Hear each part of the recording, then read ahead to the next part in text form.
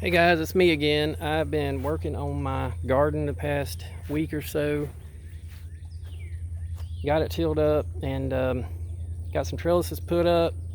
And the little bit of time in the afternoon I get, we have later afternoons now, which is nice. It doesn't get dark till late, but somehow I just haven't seemed to find time to do this. But anyways, I got it done. And a friend of mine, well, my father-in-law's best friend, had a big pile of mulch up there that they scraped up out of their RV park and just piled it up in the corner of the property. And it's been sitting there for a while, so it's like composted, and it's like got a bunch of sticks in it, but it's basically black gold, as they say, because when I was shoveling it out in the garden, I mean, it's full of the biggest earthworms you ever seen. If I had somewhere to go fishing, I would have taken them and went fishing. But anyways, I dumped it out in some rows near my trellises I made and dug some ruts. I'm gonna plant my tomato plants out here finally. But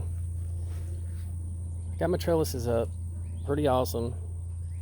See them all over the internet everywhere, and they're gonna be nice and sturdy, and I'll be able to tie my tomatoes all up over them. They can grow a good 6 foot tall.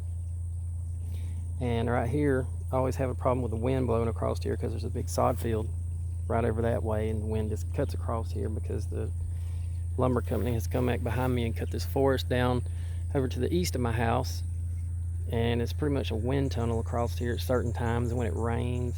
And any garden I've had here, I haven't had a garden in a few years because a few years ago I had surgery. A couple years ago was just lazy.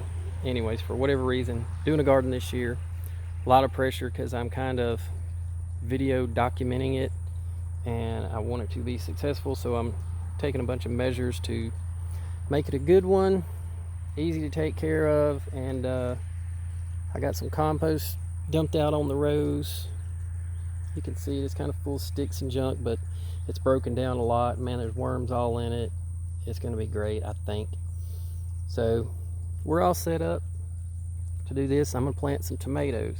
And just in case you haven't seen how they do these cattle trellises and other videos, I know there's a lot of people that I happen to run across on the internet that I'd never seen before, and I'm like, you have 250,000 subscribers, how have I never seen you before?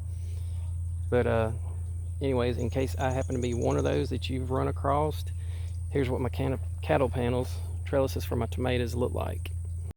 Anyways, here are my cattle panel trellises. You just basically drive one of these T-posts in. I did it every 8 foot because they're 16 foot across.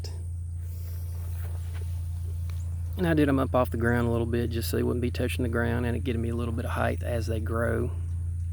And I zip tied them on because zip ties are pretty dang tough. And I hung all this stuff by myself, and they're very easy to handle. I kind of set them up on a stool, a little stool I had, and just zip tied them on. And a bunch of wires to be poking the kids and this, that, and the other. But I think that's gonna be real cool. It's real sturdy. It flexes a little bit, so with the wind blows, it'll be okay. These are, I think, 7 foot T-posts, and the cattle panel is 4 foot tall, 16 foot long.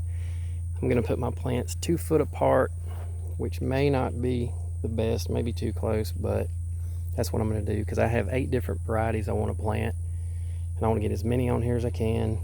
And if they're I like them thick because I did them a foot apart in my hydroponic garden, and they were thick, but they were fine. And being out here where they got room to grow, I think 2 foot will be fine. But you can see where I dug my little trench after I dumped this compost down, and I'll be planting them right at the base of that. And as they come up, I can strap them up to these little panels and they can just fill up this whole area. It's going to be really cool because, you know, tomato plants just grow all over the place. But this is what my garden looks like at this point, and I hope to keep me from being super embarrassed that I actually grow some for a while, and I think it's gonna be good. This is where I'm gonna plant my squash and stuff. I just threw a bunch of it out here. I may till this in or just rake it over the top. Let's look at my baby chickens again. Hee hee. They're getting so big. Walk over here. They're taking a bath over here in the dirt like they always love to do. Hey girls. Look how big y'all getting. I won't bother y'all. Here's the other guys. Hello, Jupiter. Jupiter's my little rooster there. Hey, Lulu. You the good girl, ain't you? There's Snowbell over there eating, and Robin, the little mean whatever kind of chicken she is. But anyways, Lulu's sweet, Snowbell's sweet. Hopefully they'll all be sweet. All right, thanks for watching, and I'm gonna plant these tomatoes up, and we'll have a checkup update here in a week or so. Got a thunderstorm supposed to be coming in this afternoon, and hopefully it will not beat everything to death. But all right, here's my seedlings. I potted them up, giving a few away, but they're all getting real big. They're been ready to go in the ground. I've always heard plant smaller seedlings in the ground, and these are past that because it'll be less of a transplant shock. But I didn't know what the weather was going to do. We still may get something cold come through, but I doubt it. We're definitely in spring. But they're all. Here's my crazy lucky tigers, crazy berries, cherries, and atomic grapes. There's some nasturtiums over there I'm going to plant. They've been suffering over there in their little tiny cells. And here's a bunch of others. It's the black brandywines. And this is the barred boars. They're getting big. These regular brandywines are getting really big. Probably can give a bunch of them away. Here's some Dr. Witchy's yellows that are doing great. There's some more brandywines. Let's see, that's the sunrise bumblebees. They're all getting bigger and bigger. They're ready to go in the ground. Some of y'all will. Some of y'all will hopefully be going to new homes. Okay, I'm gonna load some up in the wheelbarrow to take down there. Got the lucky tigers, atomic grapes, berries crazy cherry. What do we got here? I got barred boar already down in there. Bumblebee, we need to get 3 nice ones.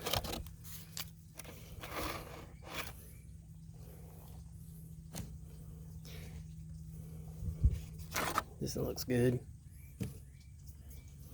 Bumblebee. What's next?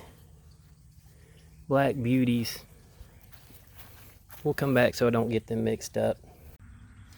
Okay, I'm out here planting my tomato plants, and on each one of these rows I'm going to do them in alphabetical order because that way I can remember what's what, because I don't want to put a tag on every one of them.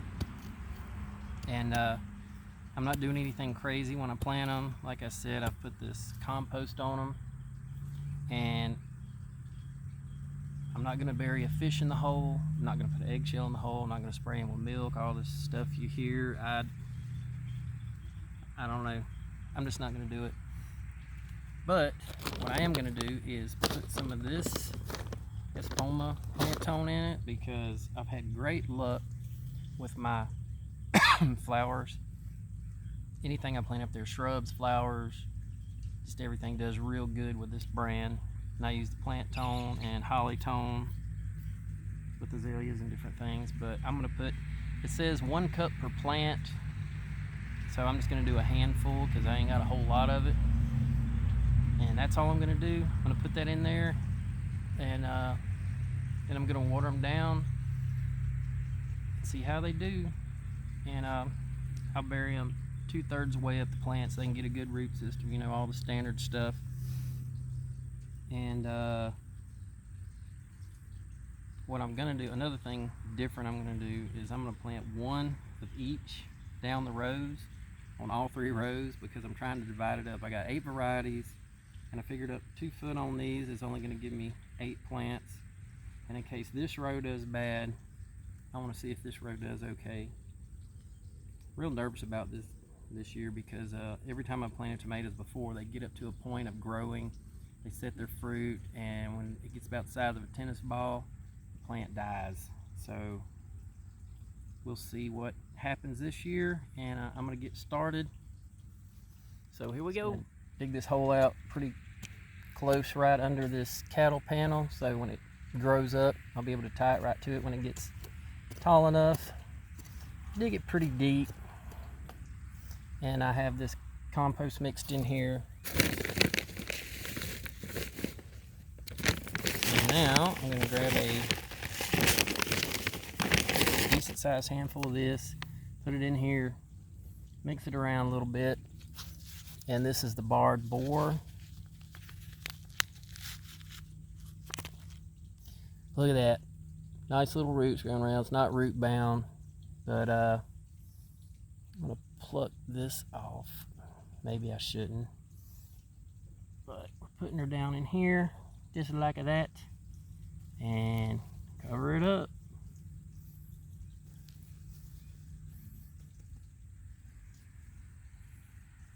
I should probably get them closer to that.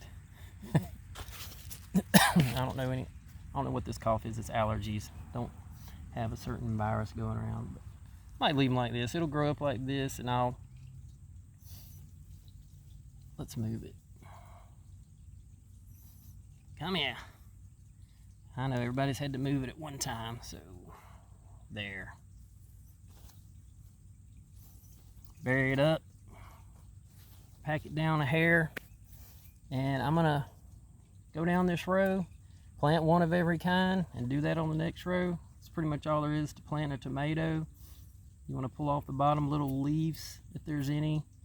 Plant it, I'd say, a good 2/3 up the plant, and there we have it. Do a couple more. Get a handful of this, put it in here, swap it around a little bit. I want you to see these beautiful root systems I got. Look at that. Awesome. Pull these little cotyledons off, still down there. Bury her up.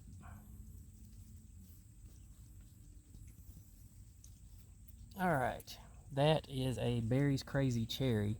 So we're going to go on down the line and fill this up, and I'll get back with y'all. Okay, this little clip is taken the next morning, so good morning. It is so cool out here this morning compared to yesterday afternoon. But I finally finished planting all my tomatoes. And this is how little and what they look like. And here's hoping we don't get a freeze. I got them all 2 foot apart, which may or may not be enough, but we're going with that.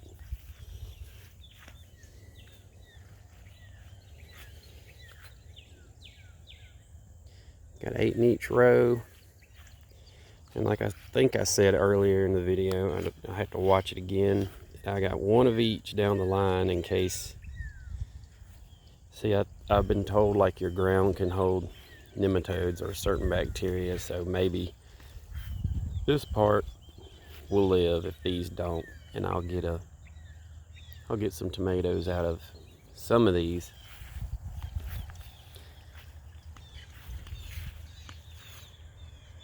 But anyways, I'm done with these, and I watered them in last night, which is usually a bad idea, but it's been so dry here lately. I don't think it's going to hurt them very much. I'm not worried about them getting fungus or any funky diseases. And we'll see how they do, and I'll update them every now and then with a video of how big they're getting, or if they're doing anything, or if they die. That way you can see what not to do. And I'm gonna plant some of this stuff out here maybe later. I got some Aunt Molly ground cherries that I want to get in the ground, and I may plant the gooseberries out here. I'm not sure yet. I might leave them in pots. If anybody's grown either one of those before, let me know, like in the comments, if you've planted them in the ground, or how early or how big they were before you put them in the ground. And we'll talk to y'all later. Thanks for watching.